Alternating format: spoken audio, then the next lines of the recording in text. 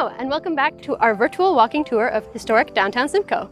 I'm standing here on Kent Street in front of this delightful Regency Cottage, one of the oldest buildings in Simcoe, dating from 1829.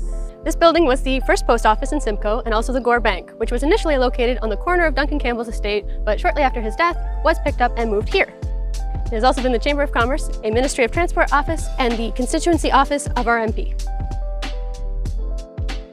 58 Peel Street is home to a law office, but it has also played host to a library, a town hall, a public utilities building, magistrate's office, provincial court, and other law offices. OntarioArchitecture.com calls this a very intriguing building. Built in 1875 in the Second Empire style, as exemplified by the mansard roof, decorative details, ornamentation, and 4 dormers. The tall, narrow windows allow for a good amount of natural light to penetrate, and the yellow brick used in its construction was more expensive than red brick at the time.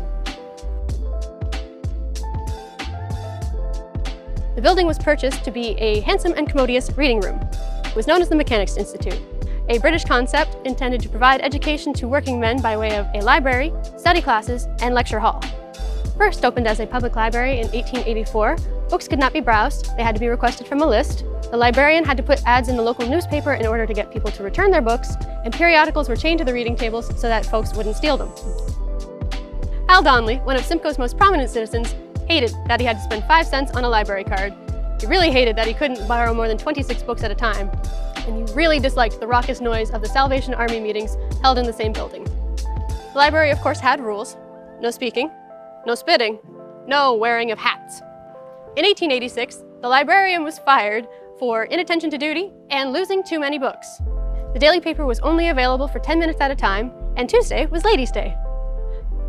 58 Peel Street operated as the library until 1912, when the new library was built on Argyle Street.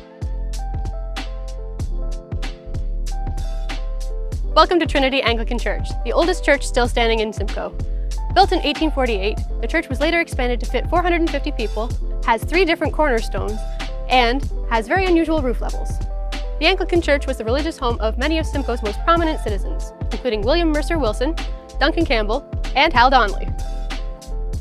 The church's bell tower was particularly important to the community in the early days. A key to the bell tower was kept at one of the local hotels when the church was locked, and in the event of a fire in the town, a citizen could retrieve the key and ring the church bell to raise the alarm.